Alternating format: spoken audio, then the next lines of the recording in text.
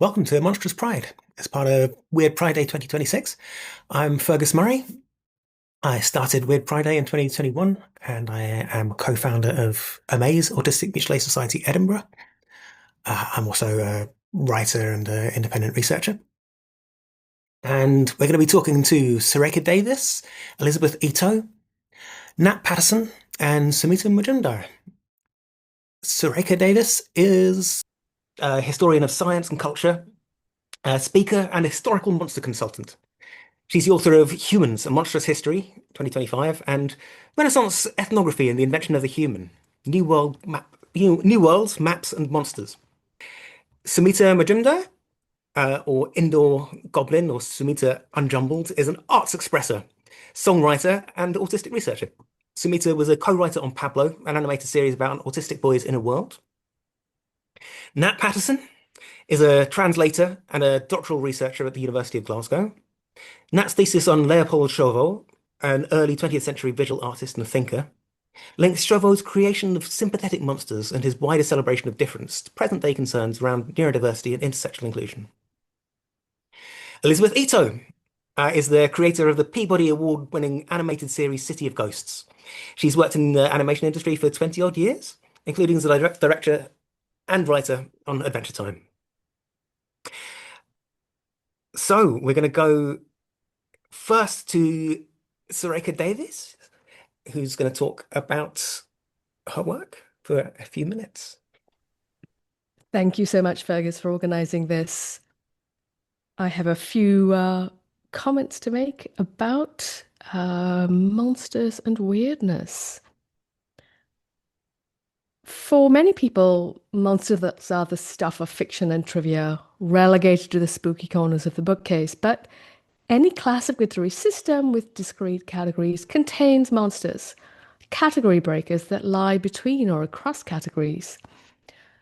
Monsters may seem like the opposite of humans, but in fact they exist on a continuum with humans. And here are a few teasers of the sorts of examples of people who are monstrified who appear in my book. Societies invent positive, negative, and neutral so-called monsters to define three types of boundaries. One lies between human and other stuff, animals, gods, machines, Martians.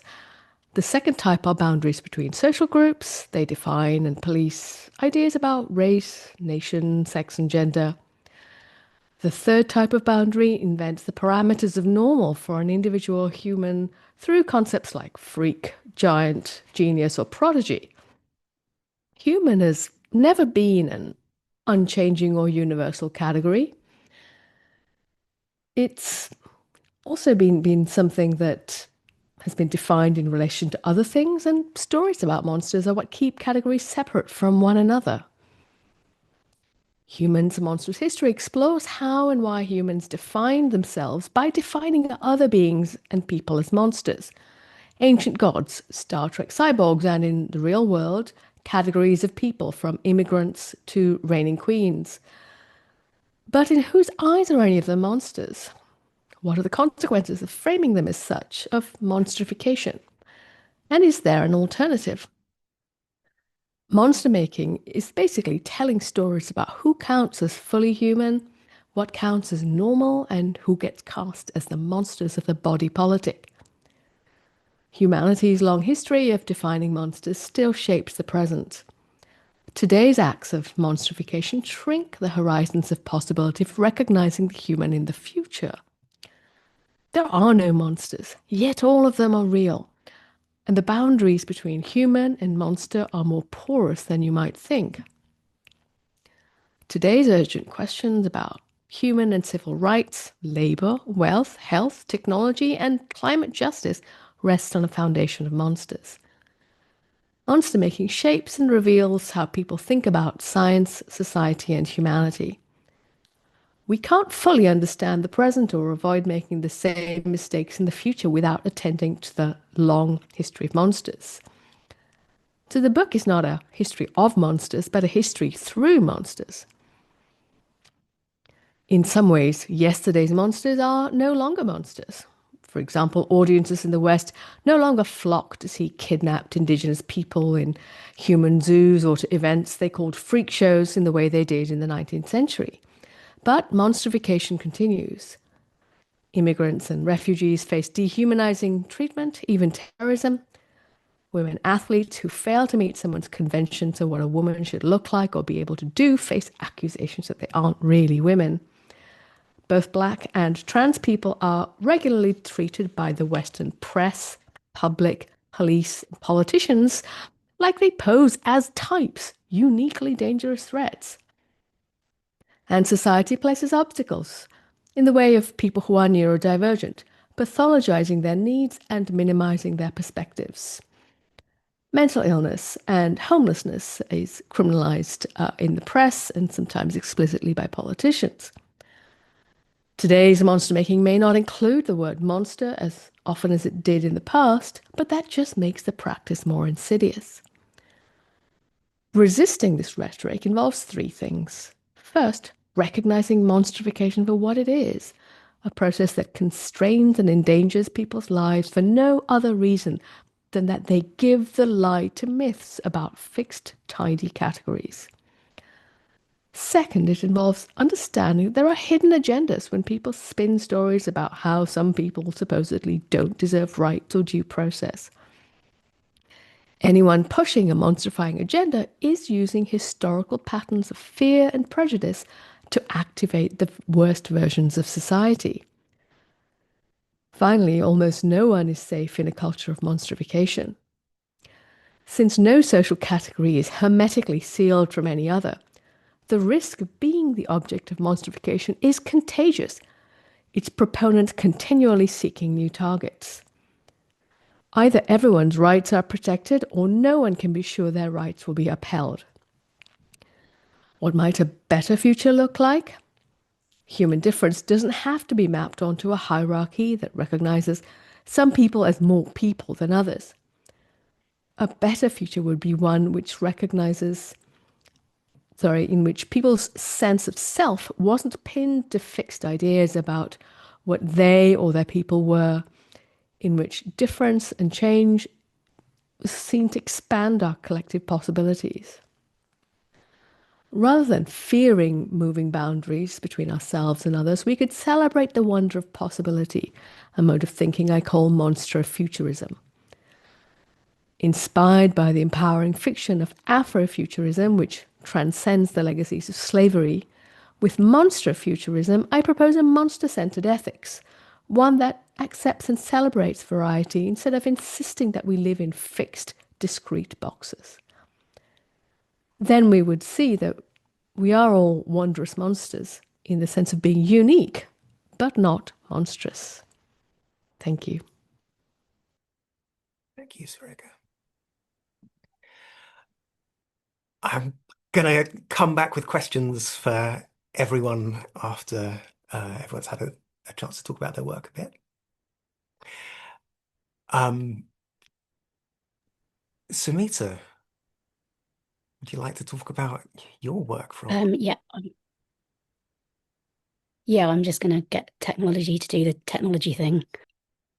Hello, I'm Sumita, or SumitaUnjumbled, and I'm also IndoorGoblin.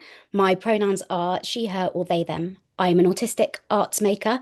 I'm brown, but am currently painted purple at the moment. I'm wearing blue glasses, and next to me is a big pile of scribbly, mostly purple and grey string with other colours tangled up in it.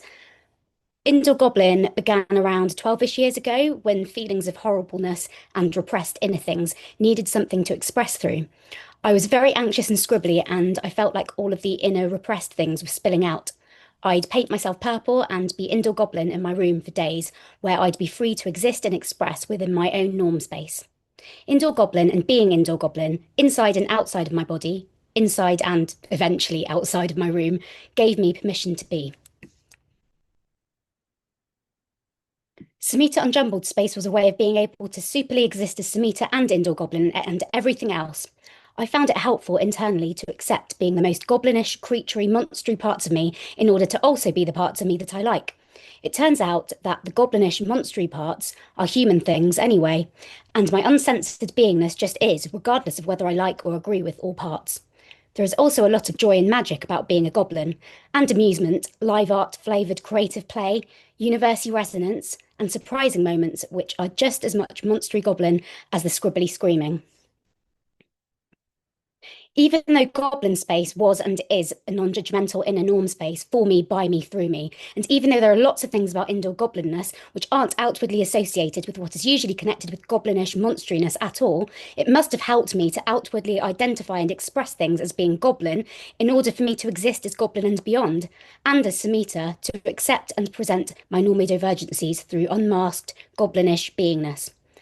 In 2022, Goblin Mode was the chosen Oxford Dictionary Word of the Year. I didn't notice it had become such a thing. I was too busy being a goblin. But people started sending me the article about it, which felt pretty weird. A weirdness worth celebrating, though. We now enter the time machine for some snippets of monster-related songs and scribbles by Sumita IndoorGoblin and SumitaUnjumbled, including a Sumita song about monsters in my body and a years later song about the monster that aligns the mind things. And there'll be some goblin scribbles of monster-like creatures and a picture of a purple indoor goblin peering out from under a duvet with words that say, "It's hot, but there are monsters."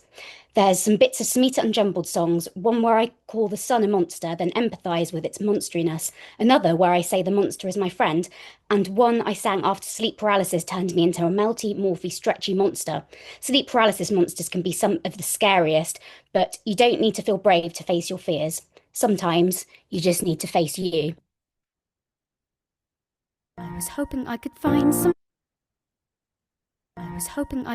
somebody that could make them all go away. But these awkward beasts are certainly here to stay.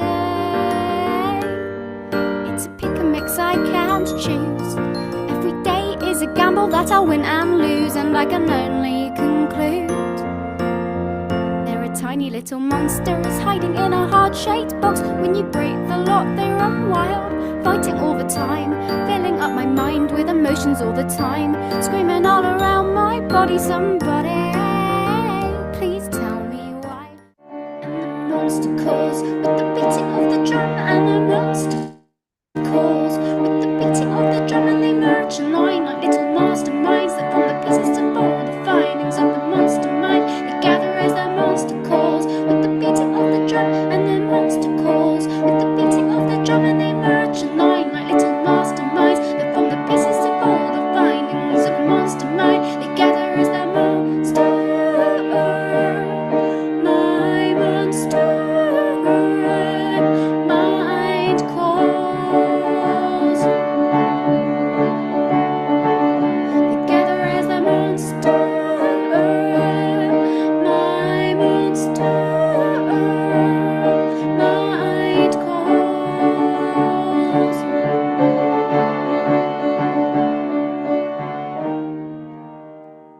It's hot and the sun is a monster, it's hot, it's hot and the sun is a monster, it's hot, it's hot and the sun is a monster, it's going to engulf me in its opening temperature. It's hot and the sun is a monster, it's hot, it's hot and the sun is a monster, it's hot, hot, hot, but the sun's a good sun star. I'm angry that I'm angry, but I'll try not to blame the sun. Cause maybe it's just a great big friendly star with strange ways of showing affection. A great big fiery friendly star in the sky that gets as angry as it makes us. Maybe it's just overwhelmed like I am, and now it's shouting all its energy in the only way it can. And we're affected as we fail to keep protecting the planet properly. If you press the button in the elevator, then a monster arrives, and a monster is my friend. All the other buttons in the elevator, they're pretending they're not listening. We know they're listening somewhere. From the other levels they wait somewhere. They lurk in between the travelling. I hear yellow things, says the monster to me. I hear yellow things, says the monster to me. Yesterday, my brain got a little lot strange. I got stuck between asleep and awake again. Tried to differentiate between the dream layers on layers under layers, like trippy Viennetta if Viennetta was made out of brain. Sleep paralysis turned me into bubblegum this morning when I got stuck in it. Sleep paralysis turned my face into morphy bubblegum, stretchy, distorted. Sleep paralysis gave me bubblegum that made me bubblegum while trying to kill me with bubblegum.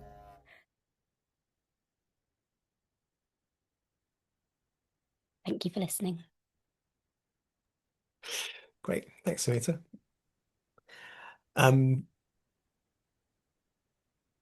Nat, you're up next. Thank you, Fergus, for the invitation, and I hope that everything will carry on being framed in the way that you want it to be, rather than another way. So this little talk is embracing monsters, an introduction to Léopold Chauveau, who is on the slide embracing these monsters that he sculpted. So Chauveau, as well as being a sculptor, was also did works on paper, watercolors, drawings, and was a writer. And I read some short text, my translations of some short text by him later, and I'll show the friends for those able to read it in the original. He also wrote books later in his life. Earlier on in his life, Chauveau was a medical doctor to satisfy his father, who was a professor of pathology, in fact.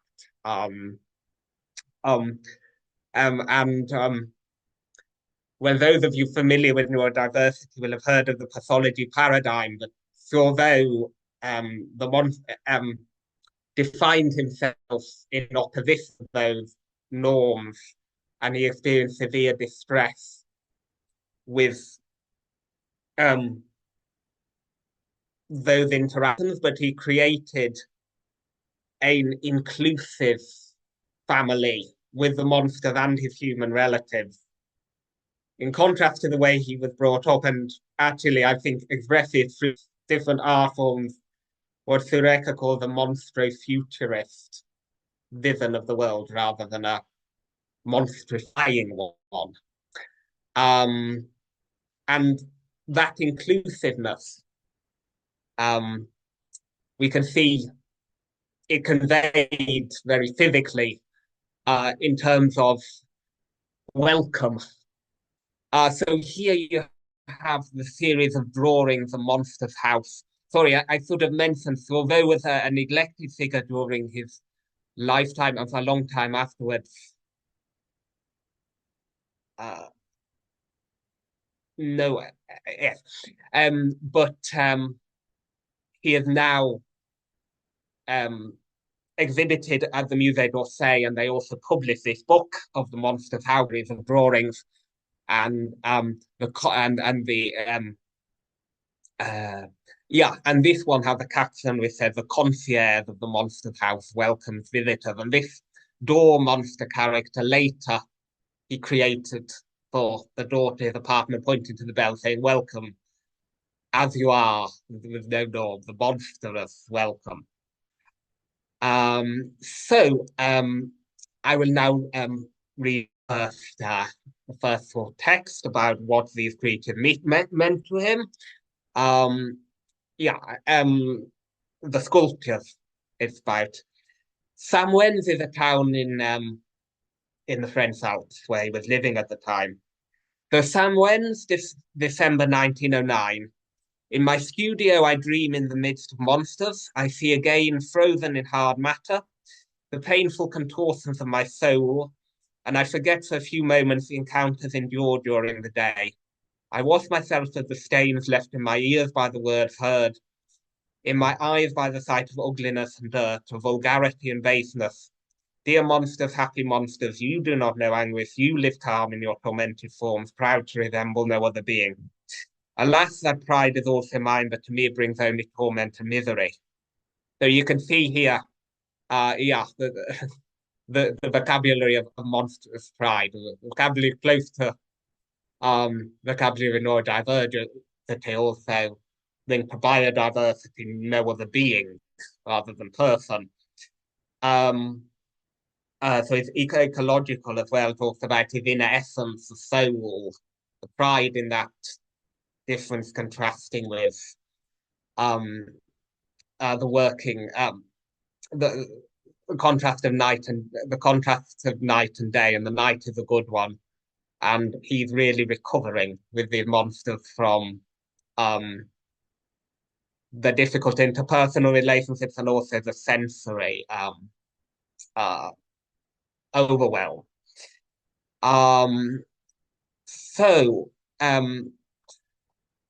But I want to go back actually before that, I mean, to his childhood, even though this text is from when he was 65, and this one's an interview. Sorry, the first one was the prose poem and is the complete text. This is an extract from an interview with, in fact, the secretary of his friend Andre Gide, Nobel laureate, because he was respected by, he was welcoming to his house distinguished people, but he didn't have that success in his lifetime. So anyway, he tells her, Madeleine Etron, are you looking at my monsters? Very old companions. The little child what with monsters already appealed to me.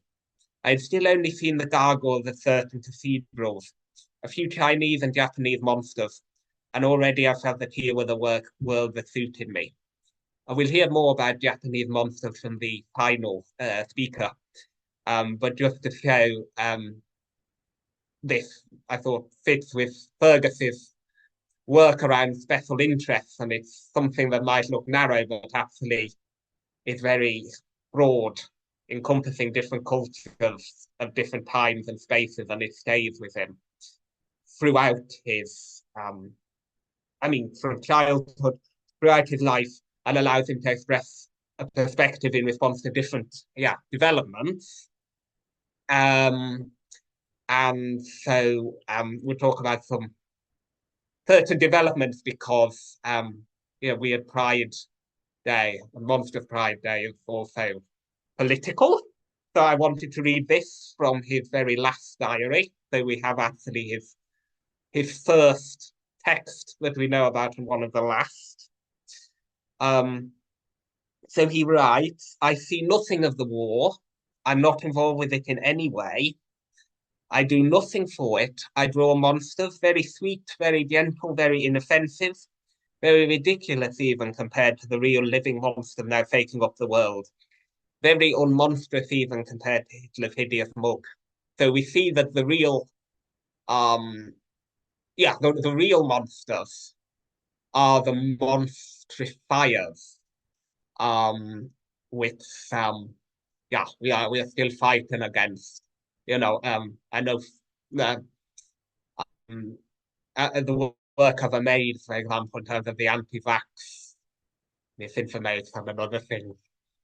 However, I will not let them have the last word. I will start on a positive note about embracing monsters. End on a positive note about embracing monsters. Well, I will embrace the monsters, which So these were so I did a workshop with an organization, a neurodivergent-led arts organization in Glasgow called Project Ability, for people with lived experience, artists with lived experience of mental ill health. So one of them, called Shah Mesa, gave me a monster she made. It's a nice way of creating community, isn't it? So I'll let you meet them. Yeah.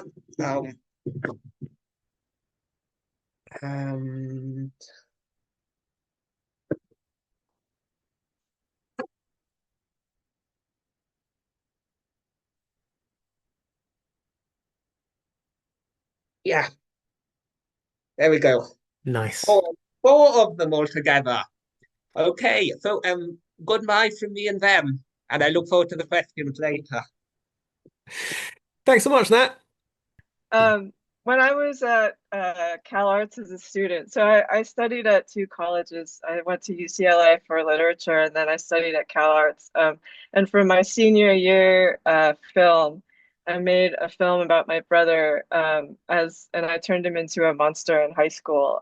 So I'm gonna show a short clip of that student film. I think a monster is a big, scary thing. They're usually destroying houses and destroying buildings and towns and destroying lots of things. I think I would be friends with a monster only if it's nice and it doesn't like eat people or do stuff that's yucky. Yeah, we eat humans. No, not really. We don't eat anything different than humans. We eat the same things, pizza, burgers. My favorite food is probably Japanese food. So I'm Elizabeth. I was born and raised and still live in LA. I'm 46 years old. I'm undiagnosed neurodivergent. I'm pretty sure it's a mix of autism and ADHD, just based on stuff that I've read since becoming an adult. A director on one of the films that I worked on once said that he was looking for a balance of workhorses and weirdos to work on his story team. And I definitely knew which category I fit into, which was definitely the weirdos. And as I said before, I went to UCLA and Cal Arts for college. So I currently work in animation. I've been working in animation since I graduated from Cal Arts, thankfully. My personal focus in my own work has been on sort of a pseudo documentary style that helps to represent misunderstood or mistreated people and situations and showing it in a humanizing light where you might see it differently. My interest in this kind of form started because I saw a short by an animator named Nick Park that he made at Aardman called Creature Comforts, where he basically interviewed people. I don't remember if they were actually at the zoo, but he interviewed people and then he turned them into these claymation stop motion characters talking about their situation. And I was so inspired by it because it made me really appreciate how just how unique everyone's way of talking is and how I wanted to highlight that. And then when my brother was in high school, I was already in college because I'm about 8 years older than him. He had written an autobiography about himself for a class, I think. And in it, he was talking about how he felt really awkward and shy in this way that I didn't really know he might have felt that way because he's bigger than me. And I don't know like why I assumed somebody bigger than me would have more confidence, but I just thought that was surprising. And I really wanted to figure out a way to show that in an animated film. And so I got this idea because I started thinking, well, like when you're in high school, what would be the most difficult thing that you could be to like if you were introverted and you wanted to hide, but instead you were that. And so I think eventually I just thought, oh, it would be a monster, of course. So I went and I interviewed him and I interviewed my mom. I interviewed my family and I turned them into these monster characters that are just talking about what it's like trying to fit in to the world, being like that. So I made that as a student film, and then about 10 years later, I had the opportunity to develop it a little bit more professionally at Cartoon Network, so it also exists there. It was part of this shorts program that they had, so I was really proud that I was able to do it the way that I wanted through that, which is like recording the real voices of people. And then because of the reaction and I think the appreciation of that short. I eventually got to make a show called City of Ghosts at Netflix that it's all about these kids that look for ghosts, but it's not a scary show. It's mostly that they look for ghosts to talk to them and find out about their histories. So similar to the Welcome to My Life short, it's just kids finding out about like what happened to these ghosts. They don't really hear like stories about them dying and stuff like that, but it's just stuff about their lives.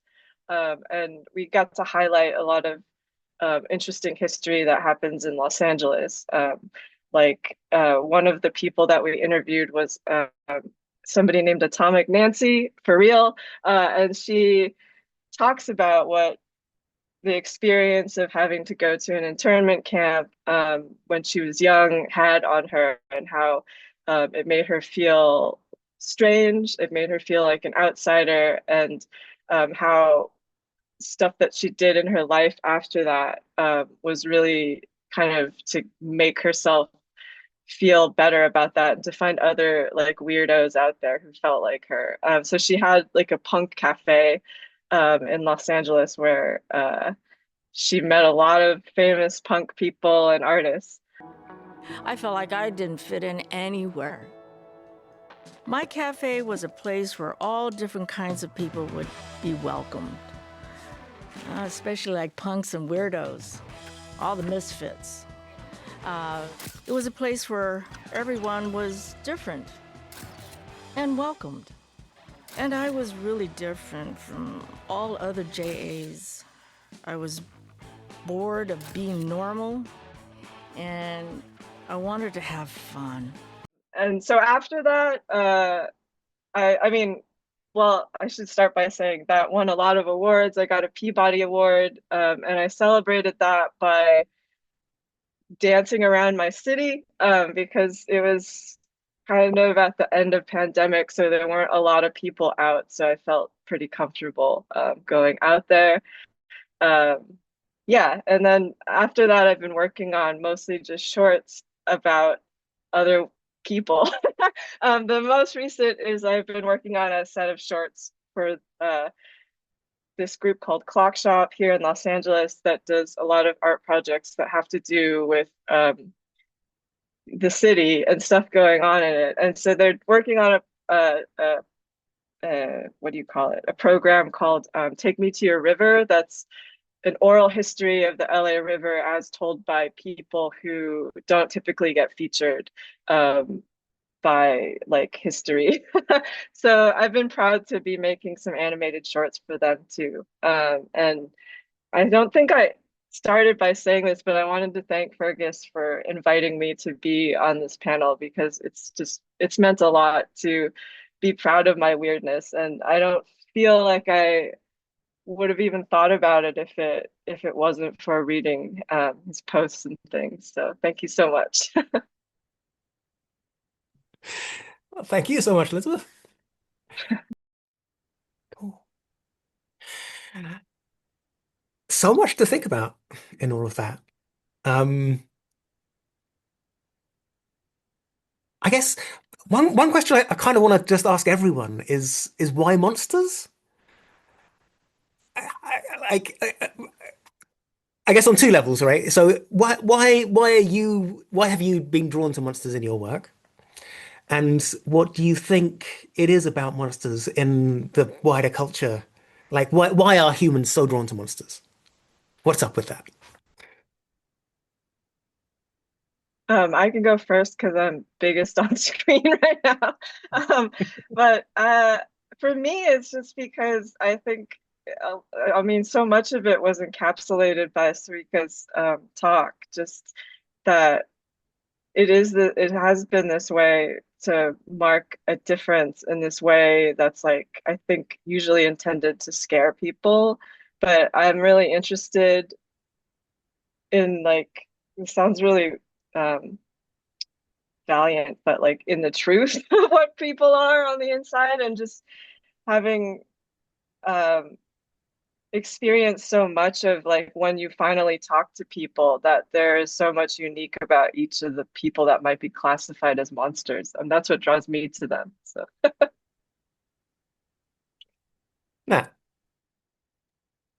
Yes, well, so in terms of what drew me into it was actually via Chauveau, in the sense that I actually started by me, in fact, being given as a present one of his books with my from a second-hand charity shop, bookshop when I was learning French, and then I later discovered like the visual artworks and the sort of private texts and so on. When they, I mean, when they came, when the Musée d'Orsay in Paris acquired them. So that was more coincidental.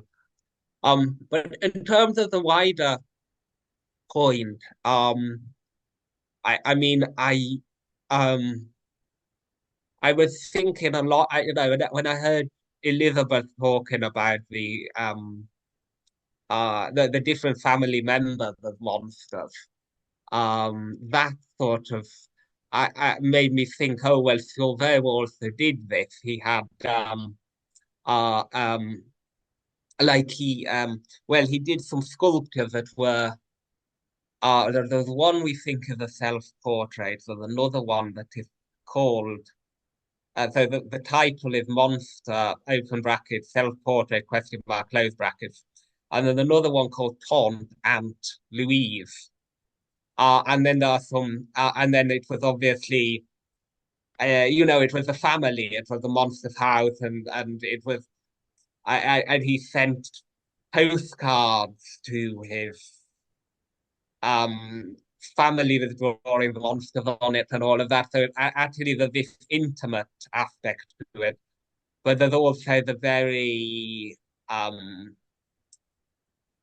like it's also a special interest, a kind of all encompassing of totally different things.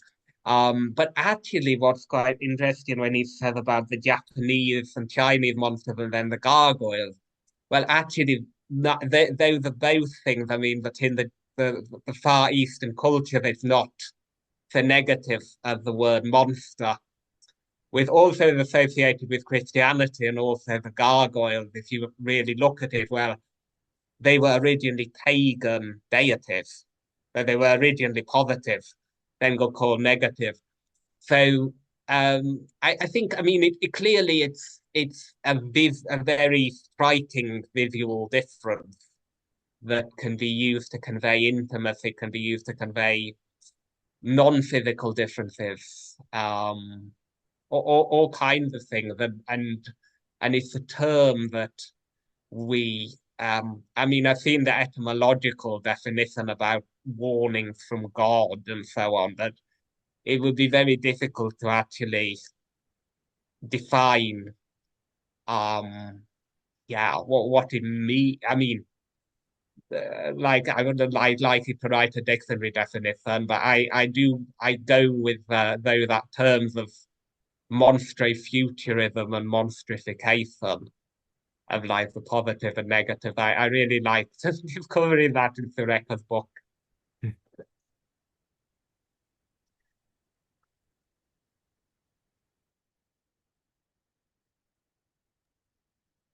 Shall I weigh in there? Yeah, if you're up for it. Okay, cool.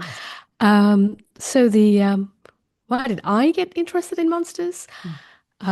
Two things really. I think as a small child, I watched a lot of Star Trek and a lot of The Muppet Show. And what I got out of them is that kind of sense of wonder at the kind of possibilities of the universe and the sense of acceptance you have in the Muppet Show. So I think I spent my childhood just being totally pissed off that the real world wasn't like either of them. And then when I was grubbing around for a PhD topic, and indeed even before that, when I was a curator at the British Library, at the Map Library, and was sent off to like think up an exhibition topic, because I was interested in the history of exploration, you know, Europeans in the Americas in the 16th century, and that had been my undergraduate and MPhil work.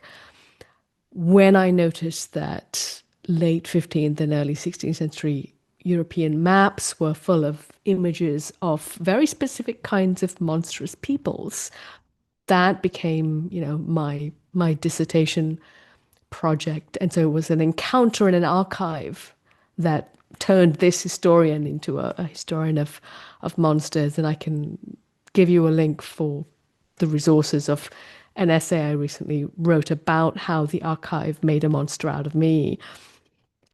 And, as a historian of science who was interested in European ways of thinking at that moment when ships sailing with European flags were crossing oceans, you end up studying kind of ancient medieval ways of thinking about geography and life, and coming across this term, kind of monster, being used to talk about all kinds of category breakers, some of which are threatening and some of which are merely wondrous.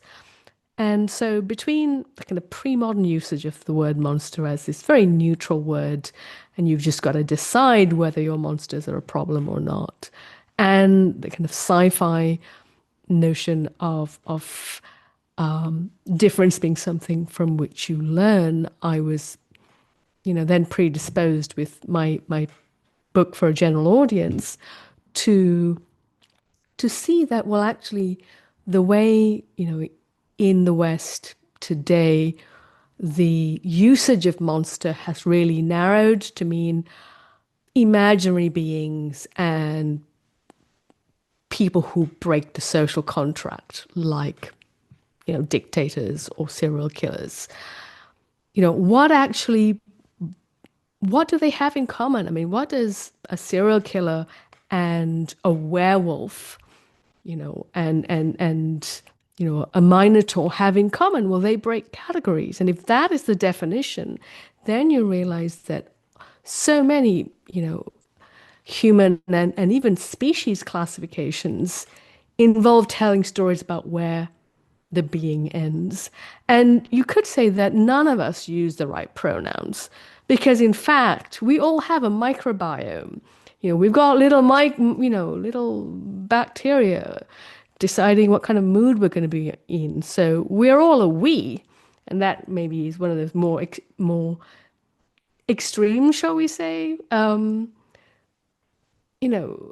reconfigurings that I would encourage us to think about, that even the boundary between each one of us with our skin and out there, that too is a convenience, not a full truth of stuff in the universe. And I think the reason why, and as to why people are interested in monsters, even as they don't necessarily define all of these category breakers as monsters, is we're interested in the what are the stakes for us as individuals or as nations or communities of who we are or aren't, supposedly. And our definitions of ourselves are tied up with what we implicitly or explicitly are not. But if everything exists on a continuum, not everyone's comfortable with the possibilities that offers. And so, the way history plays out is partly about who's in power and how they feel about life existing on a continuum. Mm.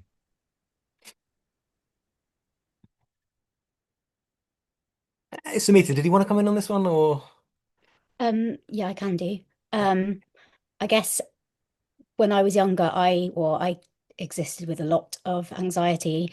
So I wouldn't have initially sought out monstery things, but also I didn't know that I had anxiety. So I knew I was feeling what I was feeling, but it was only when I was an adult and realized I was autistic, and then realized kind of what anxiety was and what other people were and were not experiencing when they did things. Like that's kind of when I sort of began to understand anxiety more. So when I later on started being IndoorGoblin, I was, rather than being a scary goblin, I was a scared goblin, because I was allowing myself to express the anxiety that I would previously have been masking. And performances or beingness. But I think there's also a thing about monsters and what I would call a monster, and so a lot of people call mind things that they experience monsters if it's something that they're like an uncomfortable feeling or an emotion. And with the first clip of the song that I played, which was pre-IndoorGoblin, it was a Sumita song, and that was where I described emotions as being these monsters in my body. And I think for me, if I felt unwell, I was imagining little monsters in my body. If I didn't, and what's interesting about that and them being monsters is that I didn't really understand the feelings that I was having, or like I found it difficult to identify what those emotions are. And I think that's interesting when you think about monsters, because of monsters being misunderstood beings. And I think while a lot of people think about monsters in relation to uncomfortable things that they experience in their minds or bodies, I think there's also something about when I relate to monsters or monstery type things, I find like, because I have quite an intense inner world and imagination experience, and I think some of the things that help me the most might be perceived as being scary, or I don't know, or like it's not initially obvious that it's not like there's not this obvious good and bad binary between all of these things. It's a different space where there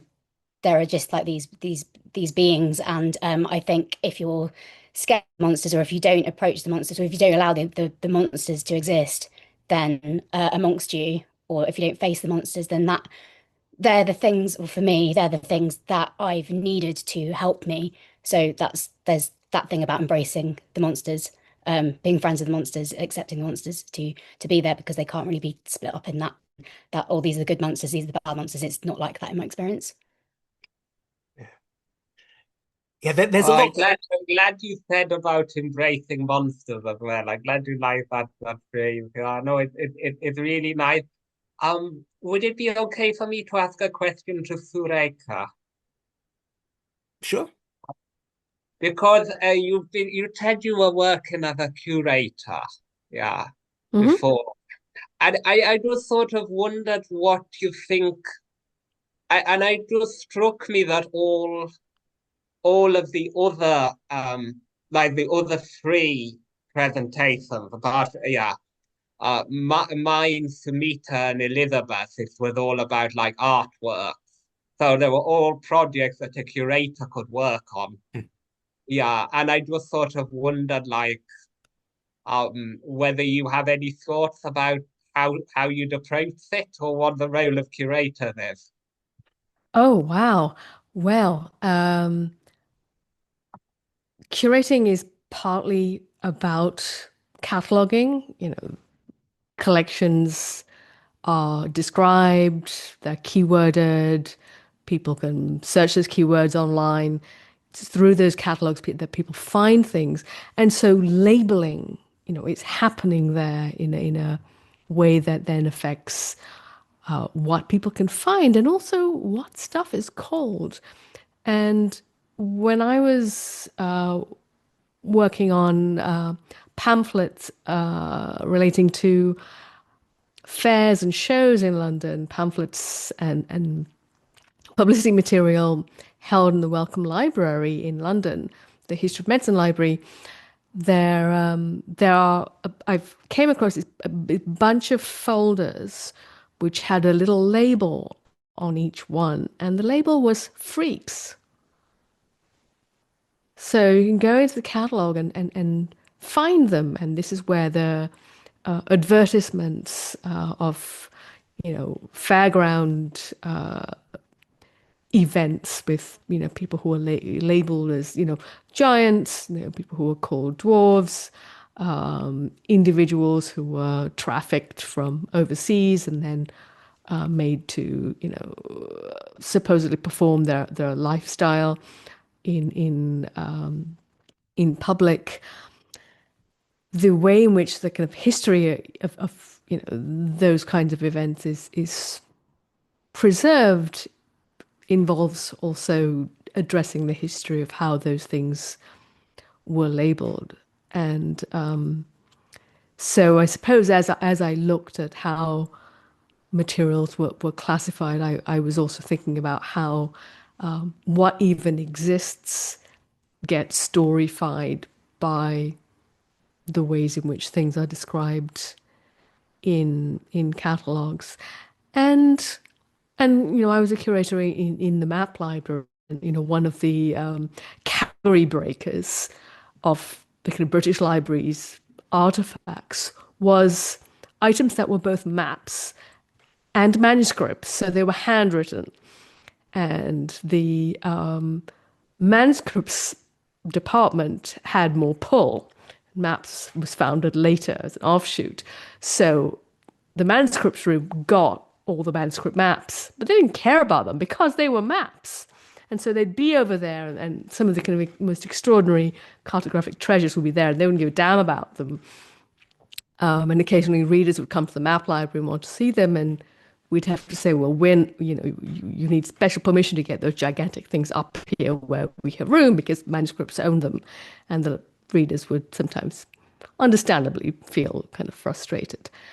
And so that category breaking, I guess I see that everywhere. And when it comes to, curating performance art or a video, or even just flat art like Chauveau's, if you don't fit the norms of what is currently seen as fashionable, important, that's one of the ways in which, one is constantly attempting to swim against the current.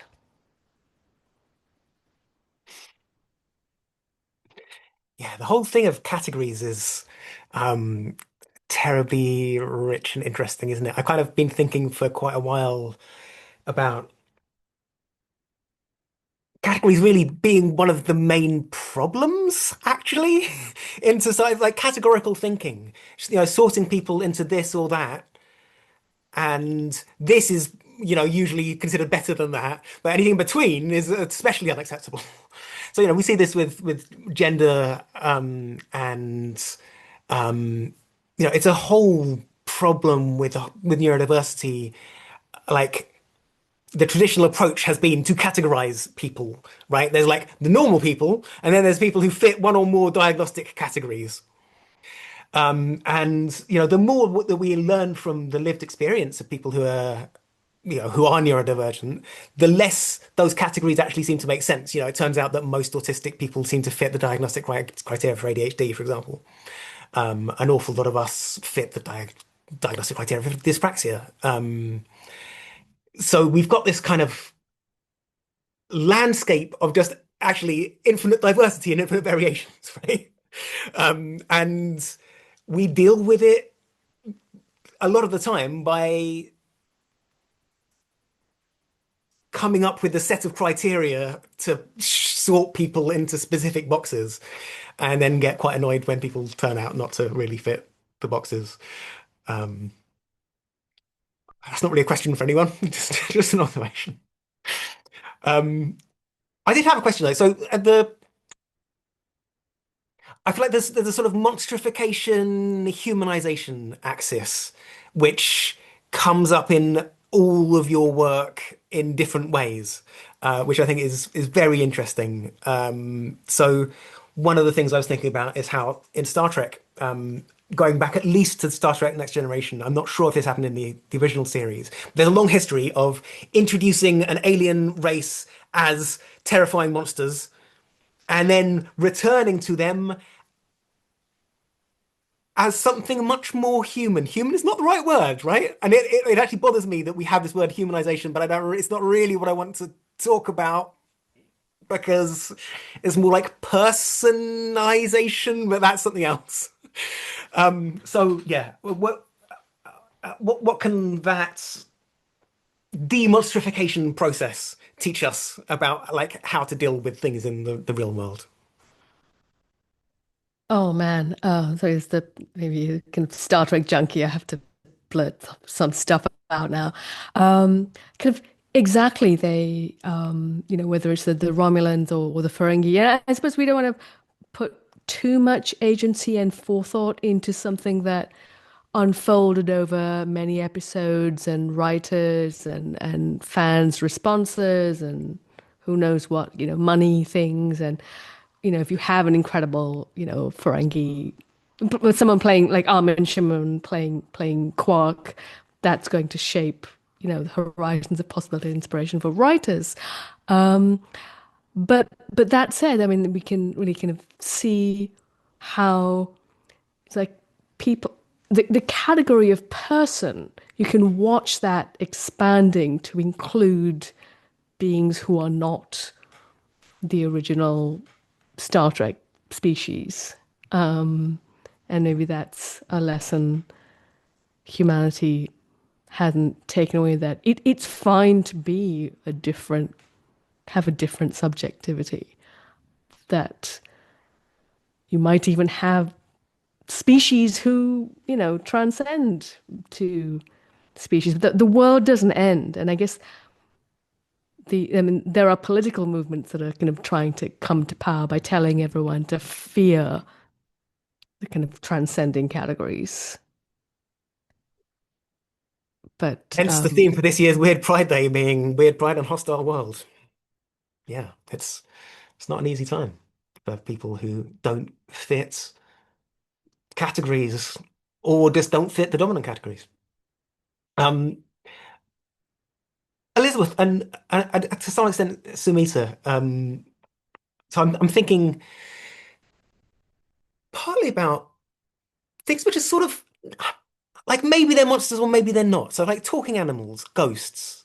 Are they monsters? They're definitely category breakers. But there's an interesting thing which happens where non-humans like that are used to tell very intensely human stories. So, Elizabeth, in your work, in City of Ghosts, you use real people talking about like their real lives, and you have this kind of extraordinarily naturalistic dialogue. Um, what is it about making them not be humans that makes it possible to make them so human?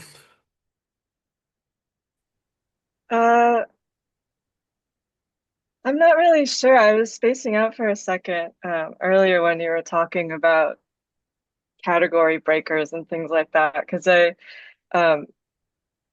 one of the topics I was thinking about doing some animations on were like the wildlife that's around LA. I know this is not monsters, but it was just interesting because one of the writings I read was from I think the 70s, and it was about what it must be like to be a bat, like and how it would be practically impossible for us to actually ever experience like what it must be like to be a bat, like the way they sense things, the way they see when they go out and all this stuff. And I really thought about how that's true because it would always be from the lens of like, how does that compare to me as a human being like that has different physiology and different senses and different stuff. Like there's no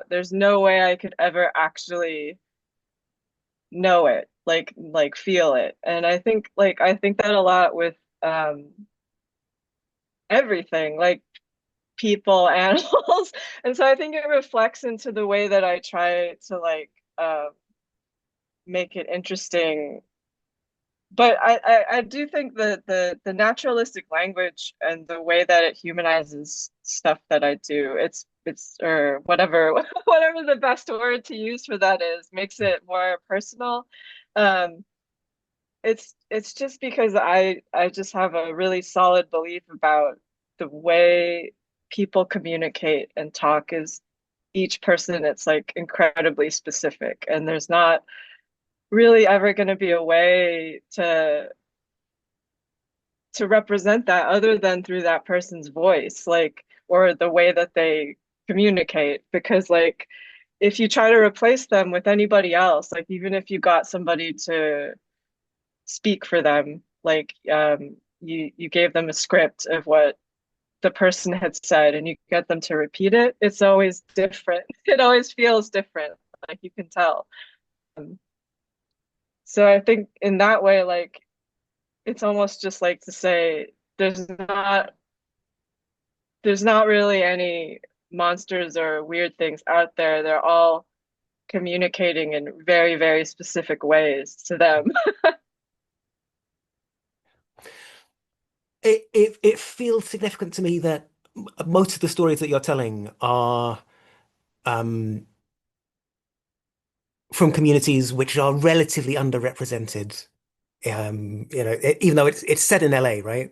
But which is, the home, like the central kind of culture machine of the American empire that we all live under, right? But it's got all of these marginalized communities, and you're getting largely old people as well, right? Who are often not listened to, even though they're obviously grossly overrepresented in certain legislatures. So yeah, I don't know. Maybe there's something in there about people who are not usually understood or well represented, getting presented to people in a playful way where because they're not humans, you like people are primed to just listen to them without like judging them as humans, I guess. Something like that. And yeah, that made me think about Pablo as well. Yeah. Did you want to come in, Elizabeth? No, okay. So yeah, that made me think about Pablo, which for those who aren't familiar, is an animated series on which Sumita was one of the writing team and part of the cast, and it's about a nominally non-verbal autistic, non-speaking autistic kid. But in his own head, he speaks and speaks to a diverse cast of different autistic like animal representatives. I don't know, Sumita, do you have any thoughts about like what it was, what it meant to have autistic thoughts and experience represented from that kind of angle? I mean, in relation to like the thoughts that you were just sharing with Elizabeth, I think it's like I relate. So Pablo's got an imagination world, like art world space. I really strongly relate to that, and I think like I have a quite sensory way of like think. I mean, I thought everyone did in that way. I think there's lots of people that do, but everything is quite like I've relied on non-human, more than human things to for me to be able to understand people humans, and like that's like as norm for me. And I thought for a long, like I didn't really think about it because I just thought that's what people did. But like it's more like I was looking at everyone's pictures that they'd shared in their slides, and like your films, Elizabeth, and I'd sort of looked at, I was wondering like why I'm relating to like the monster shapes first as norm before like the people shapes, because obviously I am a person at the moment. But I think it's more like for me it's norm to like exist as these multiple forms, and like I'm quite aware of that. And so with Pablo, there's like he's processing the outer world through his book Animal Friends, but then it's not just his book Animal Friends, there's also like there's one of the ghosts in City of Ghosts reminded me of there's an episode of Pablo where the smell of coffee turns into this character called the Aroma, and which is singing. And I think when I think about how I try and translate the experiences that I'm having with non-human, more than human things, it does then, in order to communicate that to someone else, it's like it does turn into like, in order to express that in peoply human language, it's you end up saying something peoply or human that thing is doing, because I don't know how else you would translate it unless you did it in a way without words. But it's kind of, I don't know, it's or without, it's a difficult thing to like translate as a person. But I think like yeah, and so I think because of that, like my perception of the monster thing, it's like the monster thing is layered to me. It's not only like a monster shape that does this thing. It's like this other like non-form thing that exists before it gets translated into a monster, or like into a form, like a monster form. I can't remember what your question was. I think you probably answered it. Thanks, Anita. We're almost out of time. Um, so I guess I want to thank everyone for your thoughts and your work towards a world which is more accepting and understanding of difference and less horrified by it.